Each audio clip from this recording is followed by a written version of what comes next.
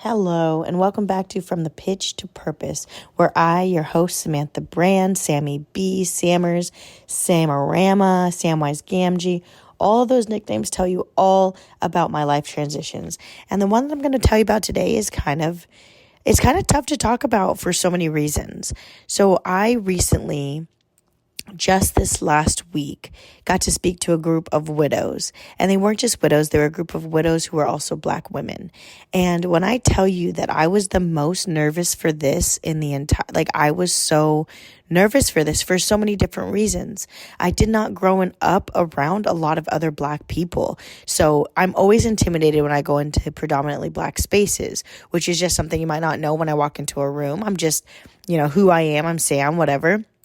But I was raised in primarily white spaces. So when I get into a group of amazing, gorgeous queens like I get really intimidated. I don't know if I don't think that they will accept me. I don't know if I will seem like weird. I don't know if I will even fall in line with their perception of who I'm supposed to be. But all that kind of falls to the wayside when you get into a room with people who want to see you succeed. And that's exactly what this group was for me. It felt like in the room, they wanted me to succeed. And that is a really beautiful feeling as a person who is a guest speaker. And it's called Dear Widow Sis. And it's this group of women who meet weekly, and they're just like an amazing support group for Black women who have become widows. And there are widows from all different parts of their life. There are widows who are already remarried. There are widows who just became widows this past year. There are widows who have been doing this alone, single widows, dating widows. And they kind of just go over things that are just very unique to a widow experience, as well as possibly just unique to a Black widow experience, and not the spider, but the person. And it was like, it's a group that was put together by Maya Dionne. And I swear, when I saw this woman's profile, I was like, I need to be in her world. However I can be, I need to be in her world. And this was the fastest way to do it, was to come to these calls. And the first one I went to was seriously just I was so blown away, so utterly blessed. And I was just sitting there wow, there are these women that I relate to out there. I'm not alone. I'm not the only one who thinks these thoughts. I'm not. And I don't know any other 30-something-year-old widows. I don't know anyone who was widowed before the age of 55 in my life. I don't personally know them. I think I have met one other person, and she wasn't married. Everyone's situation is so different than mine. And I met this group all at once. And again, I was highly intimidated because I'm like, oh my gosh, what if I don't fit in here either? What if I don't fit in here amongst widows who are not only a niche group like widows, but a niche group like widowed Black women? What if I don't fit in? And listening to these women and listening to these stories, I'm like, this is where I'm supposed to be. I'm supposed to be right here. And so prior to that, I had hopped on a call with Maya, and we had spoken, and we just vibed. I just loved listening to her talk about her mission, and I just poured out my heart to her, and I just told her exactly where I was, and she's like, hey, why don't you come and you be a guest on these calls? And immediately my stomach dropped. I was like, yes. I said yes. I said yes immediately, but it didn't mean that I didn't have the fear of God put in my heart, because I was like, yes, I want to do this. Yes, I will be scared. And the more that I put myself in situations like that, y'all, where I am totally terrified, but I know I will grow. The more that I do that, the more blessings and opportunities and just abundance in every which way have come towards me. And when I tell you that I'm telling you, I was very worried. I was very worried. And then I noticed that I kind of the day before, I started being a little bit more irritable. I couldn't sleep. I felt a little bit more uneasy. And I recognized that, oh, wow, I'm anticipating this thing. I'm getting very nervous. I'm getting very overwhelmed by it. And then I also realized I'm okay. What will happen, and whatever message that's supposed to come out of my mouth will come out with ease, because that's who I am, that's who I've always been, and it's who directs my words is very important. And I was so thrown off by how comfortable I felt once I started talking. But it doesn't mean that I didn't still have that little voice in the back of my head, like, no one understands you. No one cares. You're in over your head. You know what I mean? And this is a notable thing to say, is that this was the first time I was in a virtual room, where I had met 0 people actually physically, or they weren't from Turn Up Dance Fitness, or they weren't from a past life. I didn't know any of them. If any of them would have walked past me on the street, I wouldn't have known them. I wouldn't have known them from Adam, or even, you know what I'm saying? So it's like, this was truly a speaking engagement in which I had to have complete faith that I would just pull it out. Like, I would pull it off, you know what I mean? And not just that, but this woman, Maya, had to have complete faith to hand over a microphone to me and say, here is my group. Here is my baby. This is something I've been working to grow. Here you go.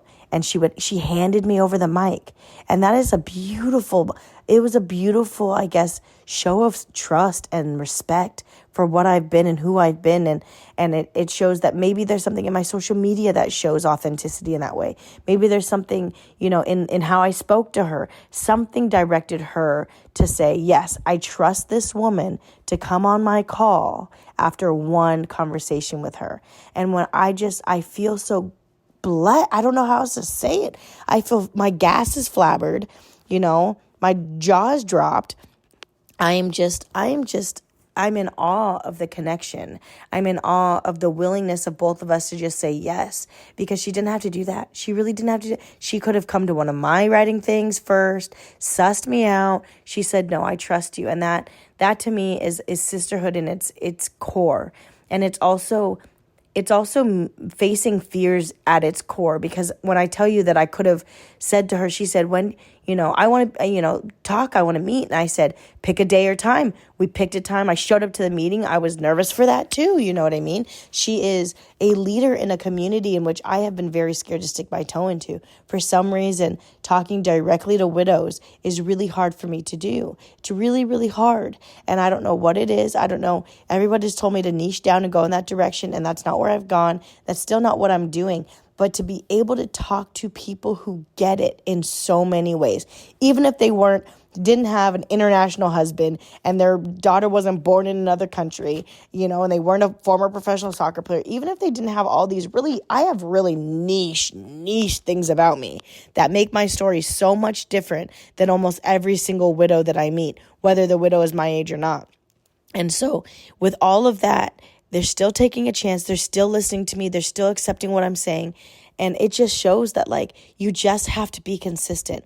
And I don't know what's going to come of it. And I don't know that much. Honestly, whatever it was beautiful. After I spoke, people were saying, wow, this touched me, that touched me. And I'm like, I blacked out how to go. You know what I mean? That's just how my brain works. I'm just I'm going, and what I say is very filtered through so many things. And it's what I'm supposed to be doing. I'm supposed to be speaking. And I know that saying that out loud, I don't know if it sounds, arrogant. I don't know what it sounds like to you guys, but what it sounds like to me is acceptance and surrender. Because for a long time growing up, if something was easy for me and it came naturally, I would run from it. I wanted to do the hard thing. I should have gone into psychology. Every aptitude test that I took said go into psychology. I didn't. I went into sports medicine. You know what's hard for me? Science and math. Why did I go into sports medicine? Right? Why? Right? Coming out of college, I could have just gone and gotten a job as a physical therapist or something like that. What did I do instead? I did the hard thing, which is to try to build a professional soccer career when being a female professional soccer player wasn't a thing. It was hard. We didn't have agents. We didn't have social media like we do now. We didn't have these big hubs of places where coaches can go and handpick players. No, I had to cold call coaches. I had to cold email coaches. I had to be my own manager, my own videographer, my own highlight reel maker. I had to do all those things. I really could have gone out of college and done a much easier job. I'm very good with kids. I probably could have been a college coach at this point, a very high level college coach, because coaching is easy for me. I have not chosen what's easy for me, not one time in my life. And in this stage, easy is my absolute goal. Whatever is easy, I do it with cooking. I do it with momming. I am taking the easy route. And maybe that's part of my mission, is to figure out why I run from the things that feel the most natural to me, you know? And if you're in a position right now where you are being tugged on and called to do something that you can do and you're too scared to do it, girl, do it. I'm telling you, do it. Like, the amount of blessings that have come from just following what I'm supposed to be doing is absolutely amazing. And so I got to do this beautiful, beautiful thing with a group of, God, when I tell you the amount of queens that were on that call, queen goddesses, it was dripping with just melanated gorgeousness. And I just got to sit there and be like, whoa, they're listening to me. And you know what I mean? They're listening to me. This is beautiful.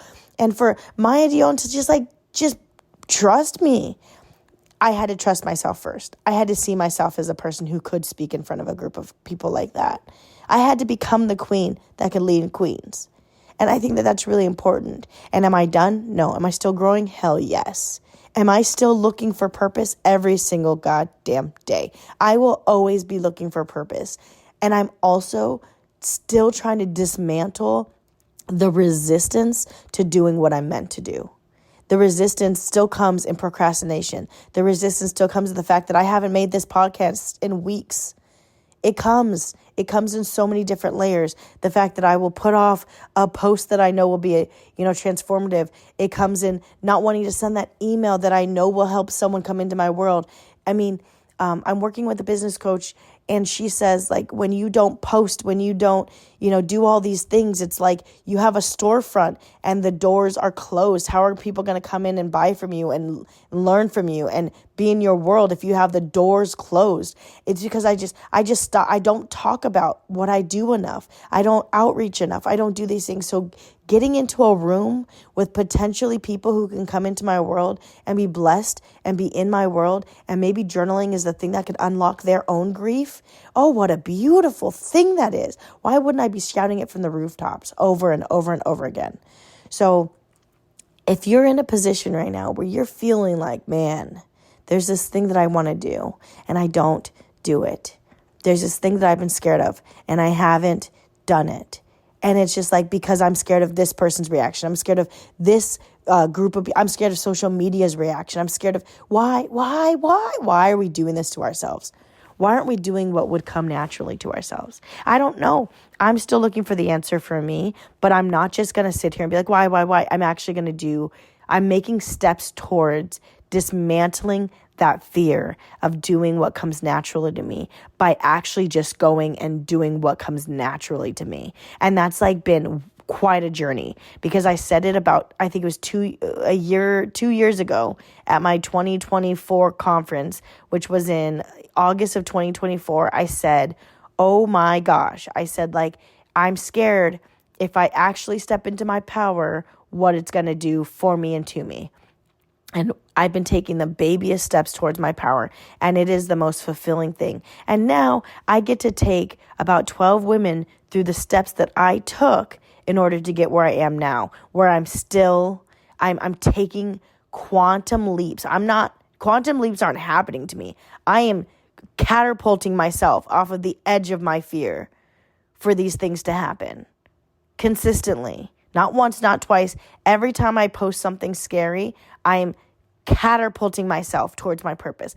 Every time I write to someone and say, hey, do you want to join my world? I am catapulting myself, because when I tell you my rejection sensitivity is so strong, I get scared to text women who love me dearly to hang out with me. Now imagine how that would manifest when I'm asking people to come work with me. I have really, really strong rejection sensitivity, but I will not let whatever that is stop me from my purpose anymore. It can't. I won't. And honestly, I've let it stop me from so many things. When I tell you I could have been Haiti's savior, and that's a really weird way to say that. I could have taken Haiti all the way, way further in soccer, the women's national team, than I did. I could have taken them so much further on my back, but I was so scared to do things. I was so scared to be as big as I could be towards the end of my career. I let coaches in Sweden tell me who I was as a player. I let them tell me I was not as good as I was. I let them tell me I was small. Okay, and I remember my last game in the jersey of Haiti where I passed the ball with a clear shot.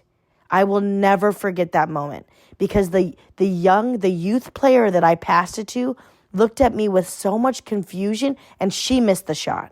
So I passed my responsibility as an elder on the team to a young player who missed a shot who will also never forget that moment because she was in front of her entire nation. And what I could have done was shot the ball, scored the ball, and had that be my last time. It was my last time in the jersey. It was my last time in that jersey. And I gave my shot away. I'll live with that moment. I'll live with that moment for the rest of my life. But what I won't do anymore is hand the ball away. I will not do that in my life anymore. Because if I do that, I'm going to teach my daughter to do that. If I do that, I'm going to teach people who watch me closely on social media do that. And I refuse. I refuse to do that. So there's that. I'm also opening doors are open to a 6-month experience where we literally take all the pain, the trauma, all this stuff that we've been going through, and we make sure that it's not in vain. We put it to use. We make it our power. We make everything that we've been through worth something. And it's called Soul Alchemy Collective. And soul actually stands for something that I used a lot in soccer because I've been all over the world. I've played in all different countries, but I definitely don't speak a bunch of languages. But soccer was my universal language. So soul stands for sharing our universal language. And that now I get to dance. And dancing is definitely a universal language. It's definitely how I got to know my Haiti national team teammates before I spoke Haitian Creole. You know? Music is a universal language. A smile is a universal language. A wave is a universal language. And so that's what soul stands for. Alchemy, come on, man. It's literally when you turn pain, it's when you turn something insignificant into something significant. You alchemize it. And collective, because I literally tell my community all the time, once you're in a room with me, you're mine. I have collected you. I love you and I keep you. And it doesn't matter if you never step foot in my community again. I will still pray for you. I will still think of you. I will still send you good wishes. Even if you say no to every one of the things that I offer my community from here on out, I don't care. You're still part of me. You're still a place in my heart. And so that's what I'm going towards, and I'm so excited about it, and I cannot wait to do it. We start on December 1st. Doors closed November 30th, but I'm just so excited about it. I'm so excited about the women who are already in it. It's already a powerful, powerful, powerful group, and I'm so grateful that I even get to be in the room with them, let alone facilitate anything. So that's all I got for today. This is actually one of my longer podcasts, but I had a lot to say. But that's it. Go like and subscribe and share and download and do all the podcasty things. Tell a friend about it. And then go tell someone that they're awesome today. Okay, bye.